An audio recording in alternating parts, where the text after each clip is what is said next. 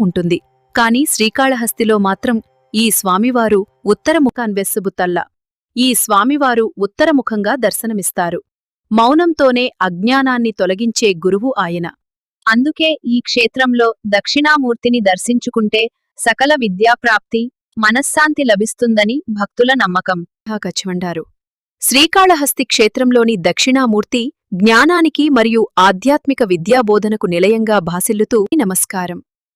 జ్ఞానానికి, మౌనానికి ప్రతిరూపం శ్రీ దక్షిణామూర్తి. సాధారణంగా ప్రతి శివాలయంలో దక్షిణామూర్తి దక్షిణామూర్తి విగ్రహం సాధారణంగా దక్షిణం వైపు ఉంటుంది. కాని శ్రీకాళహస్తిలో మాత్రం ఈ స్వామివారు ఉత్తరముఖాన్వెస్సుబుతల్ల. ఈ స్వామివారు ఉత్తరముఖంగా దర్శనమిస్తారు. మౌనంతోనే అజ్ఞానాన్ని తొలగించే గురువు ఆయన. అందుకే ఈ క్షేత్రంలో దక్షిణామూర్తిని దర్శించుకుంటే సకల విద్యాప్రాప్తి, మనశ్శాంతి లభిస్తుందని భక్తుల నమ్మకం.